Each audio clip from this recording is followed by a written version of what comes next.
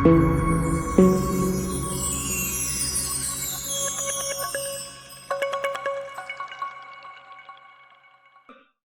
అభిమాన నాయకుడు, మన అందరి గుండెల నాయకుడు, బడుగు బలైన వర్గాల పక్షవాతి మన రేవంత్ అన్న. ప్రతి ఒక్క పేద బిడ్డ గురించి ఆలోచించే వ్యక్తి మన రేవంత్ అన్న మాట్లాడతాడని తెలియ.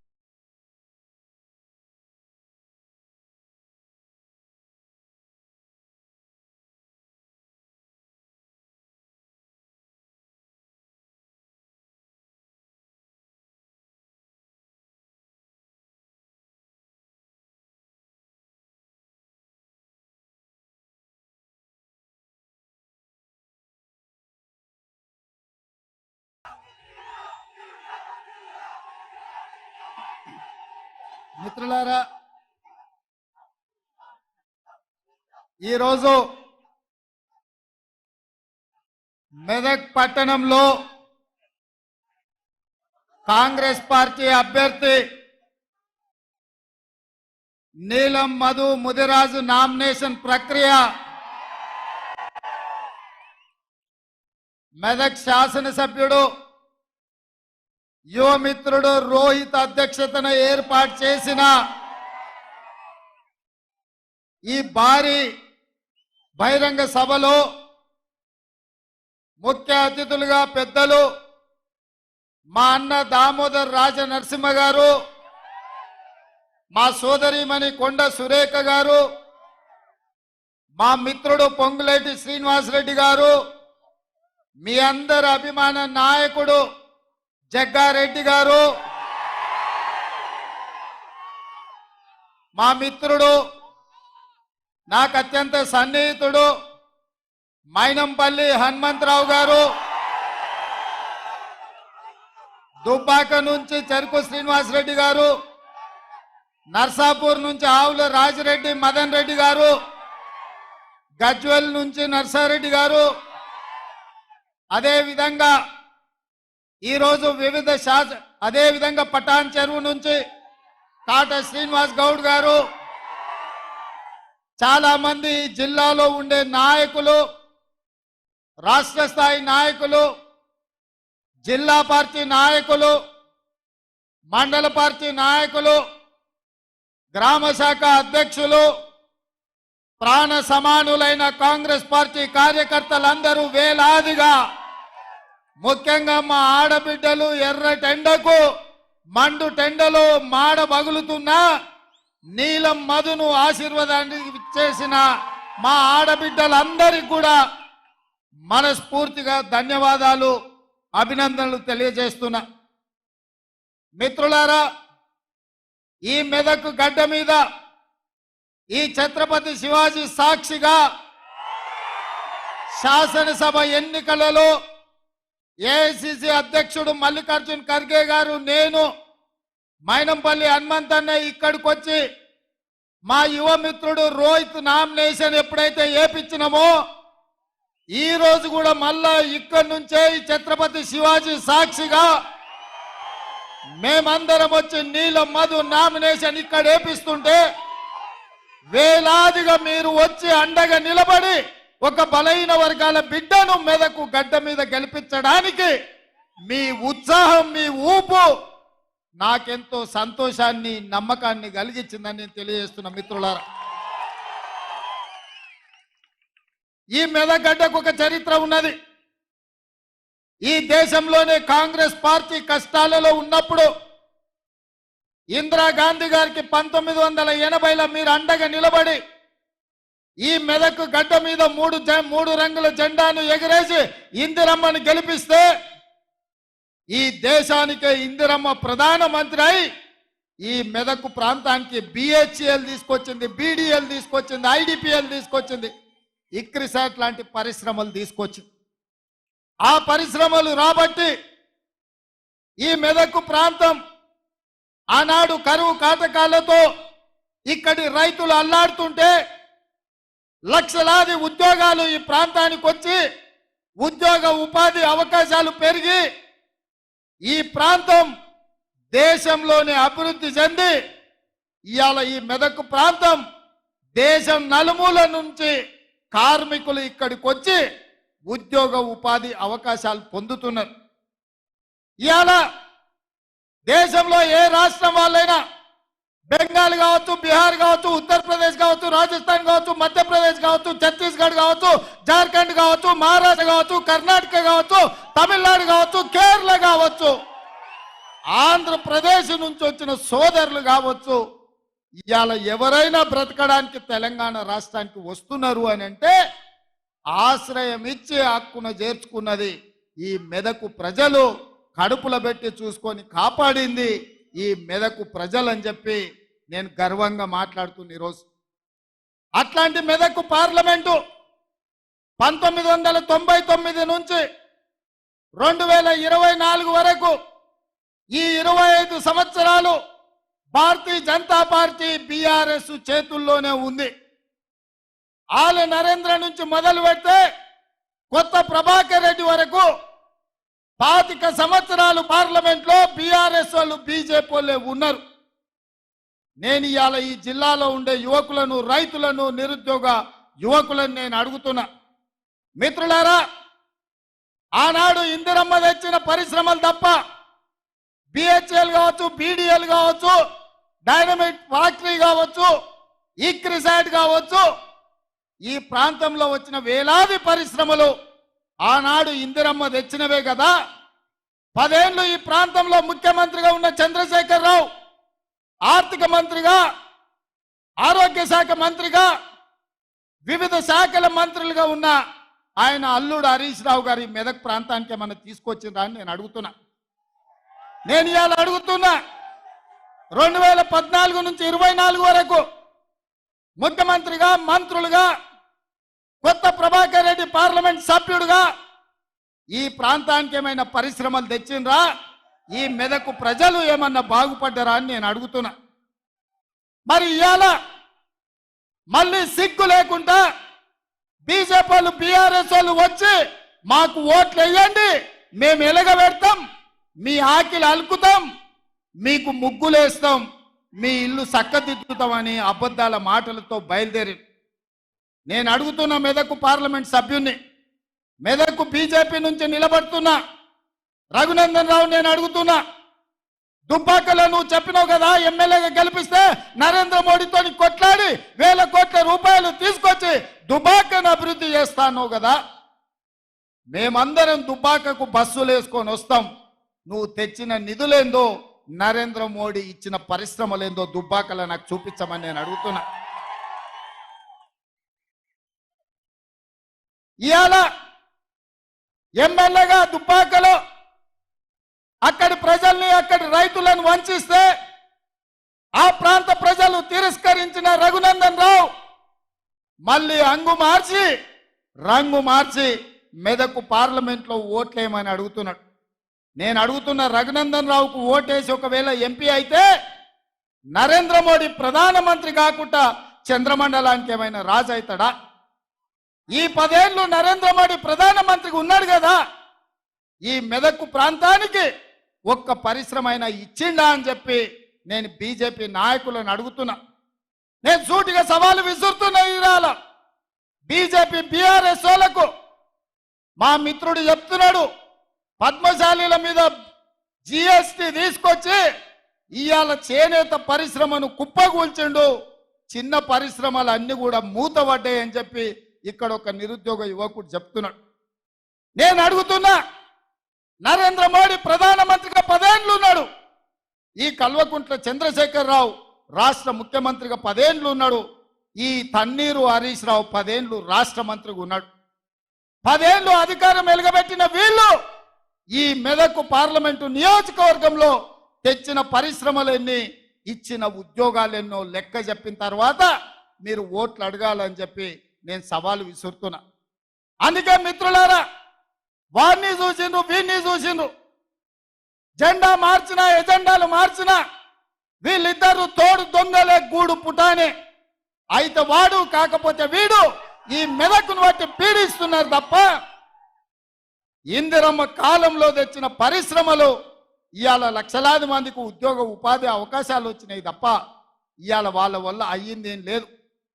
నేను గుర్తు చేయదలుచుకున్న ఈ ప్రాంత ప్రజలకు, ఆనాడు పంజాబ్ తీవ్రవాదుల చేతుల్లో తుపాకీ తూటాలకు బలయ్యి చివరి రక్త పట్టు వరకు దారపోసి నేల కొరిగిన ఇందిరమ్మ నేల కొరిగినాడు ఈ మెదకు పార్లమెంటు సభ్యురాలుగానే చివరి శ్వాస వదిలినరు. ఈ సంగతి మరవద్దు మెదకు బిడ్డలు. ఆనాడు మీ రక్తాన్ని చెమటగా మార్చి ఈ 3 రంగుల జెండాను మీ భుజాల మీద మోసి ఇందిరమ్మను పల్లకీలో పార్లమెంటుకు పంపించింది కాబట్టి ఇందిరమ్మ ఈ దేశానికి ప్రధానమంత్రి అయింది. మెదకు జిల్లాకు వేలాది పరిశ్రమలు వచ్చినాయి, లక్షలాది ఉద్యోగాలు వచ్చినాయి. ఈ ప్రాంతం అభివృద్ధి పదం వైపు నడిచింది. కానీ నరేంద్ర మోడీ ప్రధానమంత్రిగా, కల్వకుంట్ల చంద్రశేఖరరావు ముఖ్యమంత్రిగా మనకు ఏకాన ఇచ్చింది లేదు, ఈ ప్రాంతాన్ని అభివృద్ధి చేసింది లేదు. అందుకే మిత్రులారా, ఇవాళ చంద్రశేఖరరావు పని అయిపోయింది, ఆయన లేవలేకుండా పడ్డాడు. కార్యమో కార్ఖానకు పోయింది, ఇక తూకానం బంద్ అయింది. తుక్కు కింద దాన్ని తూకం పెట్టి అమ్మాల్సిందే. ఇవాళ గజ్వేల్ ఫామ్ హౌస్ ముందర ఒక పిల్లగాడు తిరుగుతున్నాడు, నేను చూసిన. వాడు ఒకటే స్లోగన్ ఎత్తుకున్నాడు, పాత సామాన్లు కొంటాం, పాత సామాన్లు కొంటామని. నేను ఎవరినో పంపించి అడిగిన, ఏంద్రవాడ అనే తిరుగుతుండంటే, కారు షెడ్డుకు పోయింది కదా, ఖరాబ్ అయింది కదా, ఇక తూకం కింద పాత సామాన్ల కింద ఆ కారు కొనుక్కుంటే ఆ గిల్లల పయ్యలు పిల్లలు ఆడుకోనికి వనుకొస్తాయని అంటున్నాడు. అందుకే ఇవాళ కేసీఆర్ నౌకరి పోయి నడుము ఇరిగి పార్టీ ఓడి ఏం చెప్పాలో తెలియక పిట్టల ద్వారా ఇంట్లో కూర్చొని పిలిపించుకొని భజన సంఘం ముందల ఇవాళ కాంగ్రెస్ పార్టీ అయిపోయింది అంటుండు. ఎట్లా అయిపోతుంది బిడ్డ? అదేమన్నా ఫుల్ పార్టీలా? పోయంగానే 12 పెగ్గులు పోగానే కాంగ్రెస్ ఖాళీ అవుతుంది, 20 మంది టచ్లు అంటుండు. ఎట్లయితుంది? అదేమన్నా 2 లీటర్ల ఫుల్ బాటిల్ అనుకుంటున్నా? 20 పెగ్గులు వేస్తే ఖాళీ కానికే. ఈడ కాపలా ఉన్నదేవాడు బిడ్డ, ఎవడో తెలుసా? ఈడ వస్తావా? రా బిడ్డ, టచ్ చేసి చూడు. హైటెన్షన్ వైరికిన కాకి తగులితే ఎట్లయితుందో, కాంగ్రెస్ మీద చెయ్యి పెడితే మాడి మసైపోతావు బిడ్డ.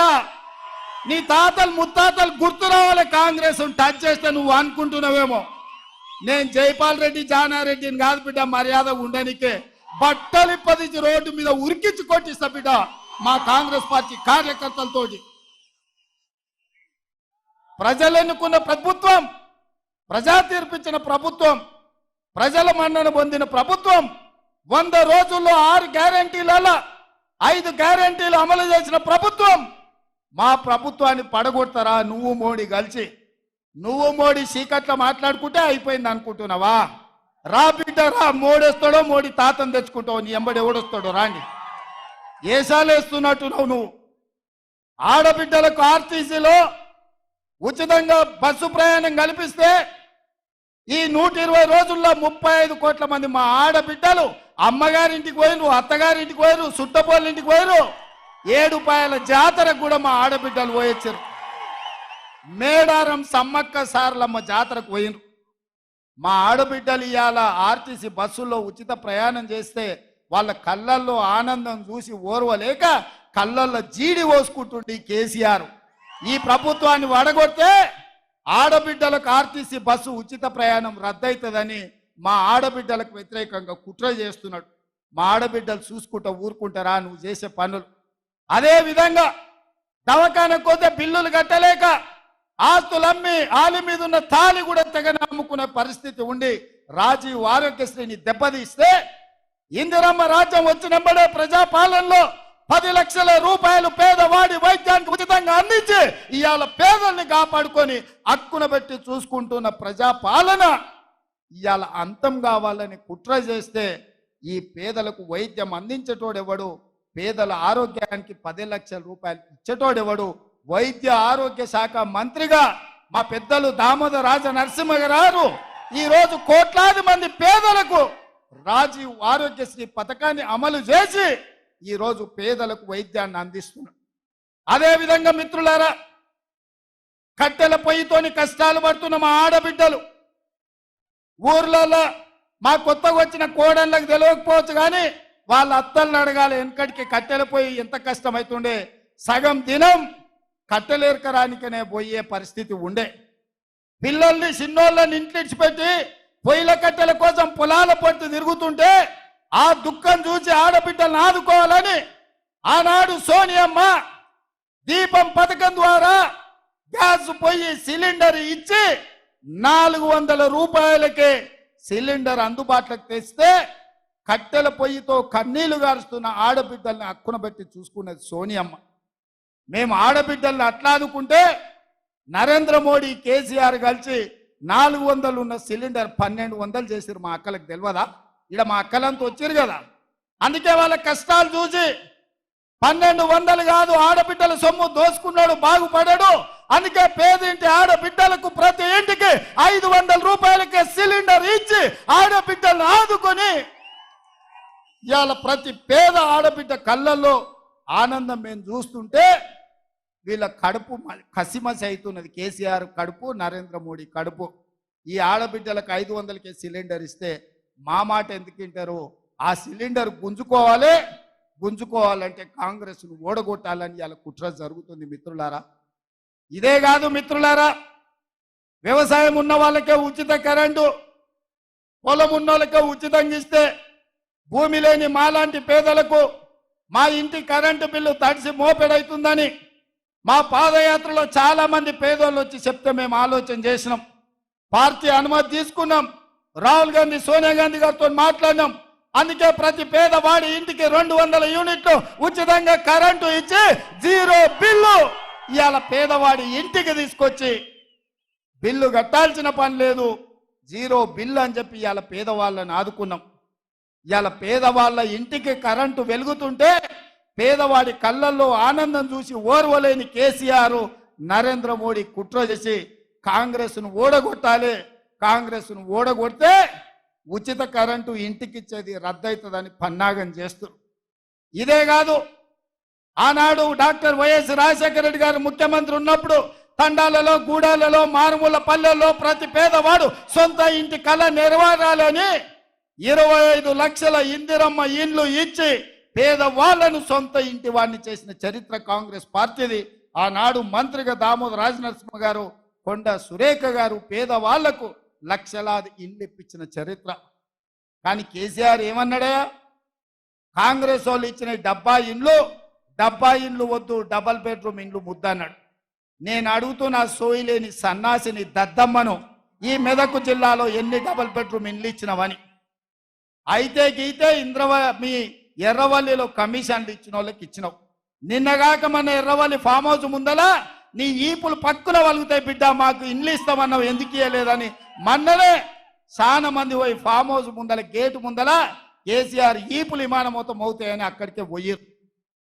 మరి ఇవాళ నేను అడుగుతున్నా, మా రెవెన్యూ మంత్రి, మా హౌసింగ్ శాఖ మంత్రి పొంగులేటి శ్రీనివాసరెడ్డి గారి నేతృత్వంలో ప్రతి నియోజకవర్గానికి 3,500 ఇండ్లు, రాష్ట్రంలో 4,50,000 ఇండ్లు, 22,500 కోట్ల రూపాయలతో పేదవాడికి ప్రతి ఇంటికి 5 లక్షల రూపాయలు ఉచితంగా ఇచ్చి మీ ఆత్మ గౌరవం నిలబెట్టడానికి మనం పథకం ప్రారంభించుకుంటే పేదోడికి సొంతిల్లు వస్తే వాని ఇంటి ముందల కాలు మీద కాలేసుకొని కుర్చీలో కూర్చుంటాడని కక్ష కట్టి కాంగ్రెస్ను ఓడగొట్టి ఆ ఇచ్చే ఇండ్లు రద్దు చేయాలని ఢిల్లీలో ఉండే మోడీ, గజ్వేల్లో ఉండే కేడీ కలిసి కుట్ర చేస్తున్న మాట ఇక్కడున్న యువకులకు నేను చెప్పదలుచుకున్నా. అందుకే మిత్రులారా, ఇక అవన్నీ చేసినాం. ఆర్టీసీ బస్సులో ఉచిత ప్రయాణం ఇచ్చినాం, రాజీవ్ ఆరోగ్యశ్రీ పథకాన్ని అమలు చేసినాం, గ్యాస్ సిలిండర్ 500కి ఇచ్చినాం, 200 యూనిట్లు ఉచిత కరెంట్ ఇచ్చినాం, ఇందిరమ్మ ఇండ్లు ఇచ్చినాం. నిన్నగాక మొన్న మామ అల్లుళ్ళు 2 తయారైన రైతు రుణ మాఫీ ఎప్పుడు చేస్తామని నేను ఈ వేదిక మీద నుంచి తెలంగాణ రాష్ట్ర రైతాంగానికి మెదకు చర్చి సాక్షిగా, 7 పాయల దుర్గమ్మ సాక్షిగా నేను మాట ఇస్తున్నా. 15 ఆగస్టు లోపల ప్రతి రైతుకు 2 లక్షల రూపాయల లోపల రుణమాఫీ చేసే బాధ్యత మాది, మా ప్రభుత్వాన్ని. నాది మాట. నేను మాట ఇస్తున్న మిత్రులారా, తెలంగాణ రైతాంగానికి ఏడుపాయల దుర్గమ్మ సాక్షిగా నేను మాట ఇస్తున్నా, 15 ఆగస్టు లోపల మీ 2 లక్షల రుణమాఫీ చేసే బాధ్యత నాది. ఇదే కాదు, వచ్చేసారి పండించే వడ్లకు 500 రూపాయల బోనస్ ఇచ్చి కొనుగోలు చేసే బాధ్యత నాది.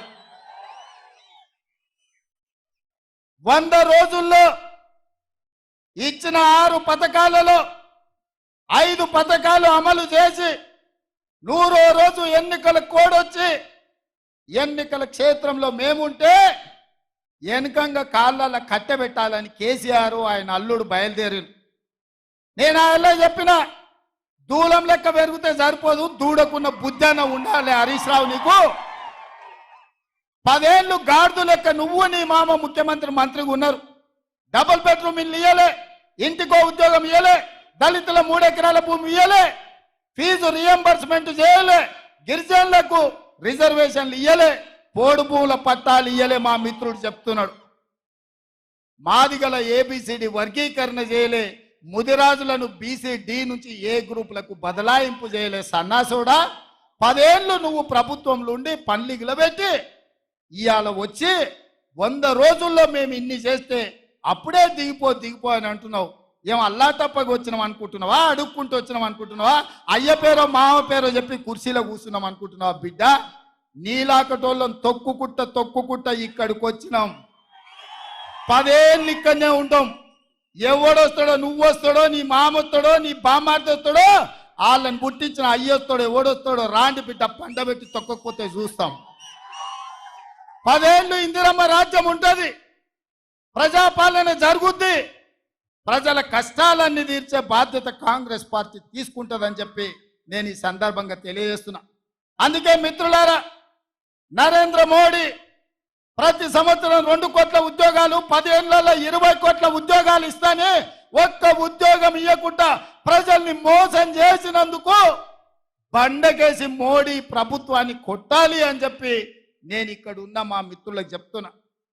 రైతుల ఆదాయాన్ని 2 చేస్తామని ఢిల్లీ సరిహద్దులో వందలాది మంది రైతులను కాల్చి చంపిన చరిత్ర భారతీయ జనతా పార్టీది.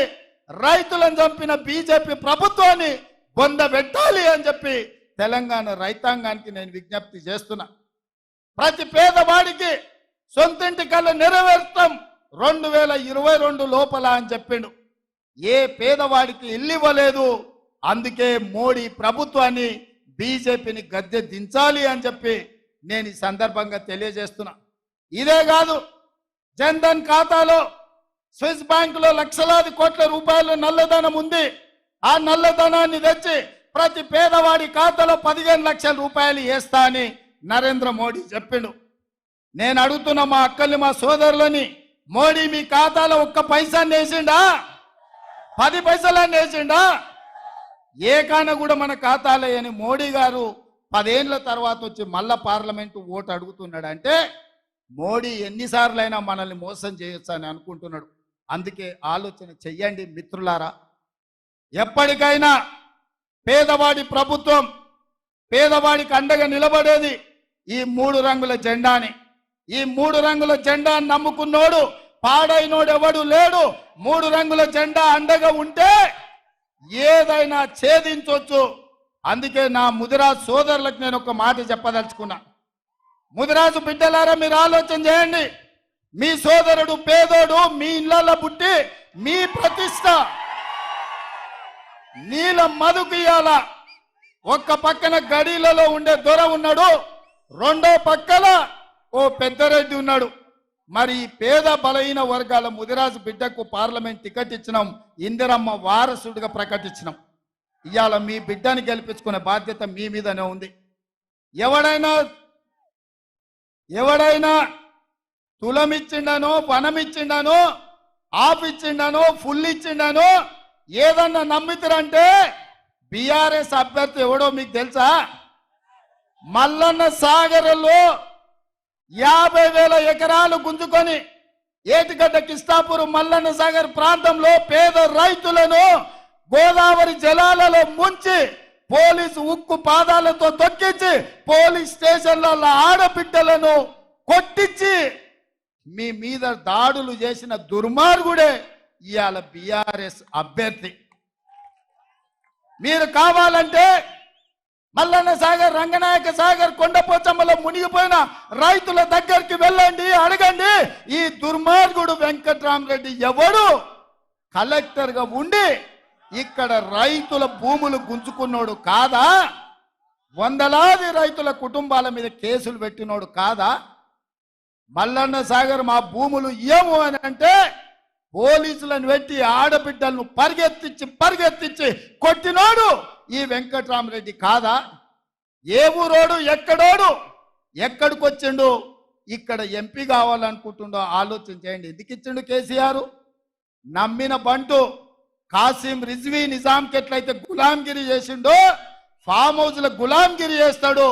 కాసిం రిజ్వీ వల్ల తెలంగాణ ప్రజల మీద ఎట్లా దాడులు చేపించిండో మల్లన్న సాగర్లో 14 గ్రామాలను పొట్టన పెట్టుకున్న వెంకట్రామరెడ్డిని ఇవాళ బీఆర్ఎస్ వాడు అభ్యర్థిగా పెట్టిండు.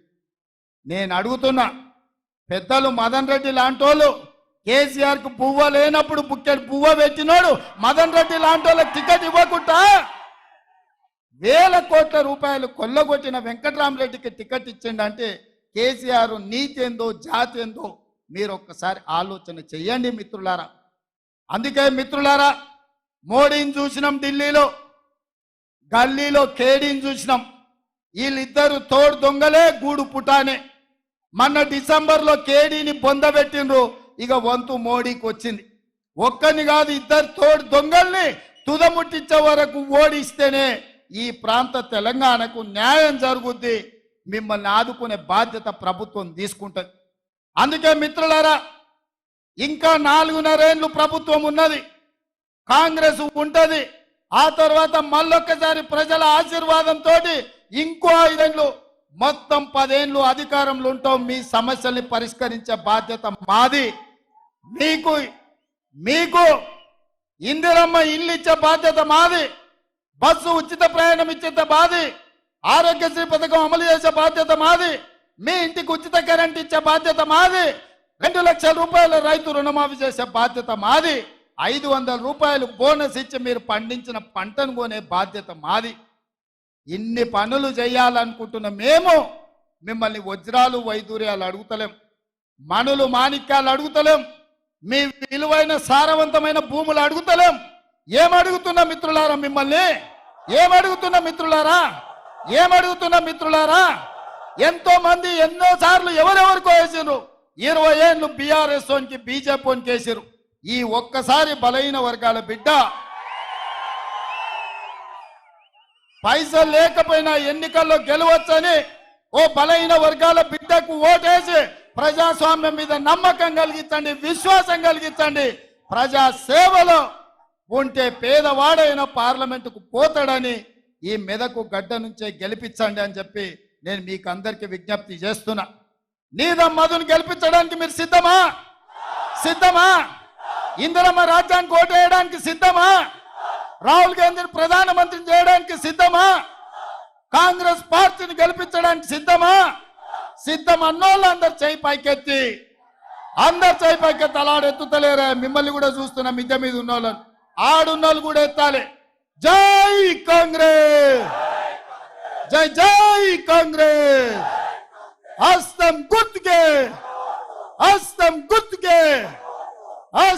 గుర్తుకే. ధన్యవాదాలు సోదరులారా. కదిలేనాడు ఒక్కరో కాంగ్రెస్ సూర్యుడు, మన రాహుల్ గాంధీ నిగదీసి అడిగే మునగాడు.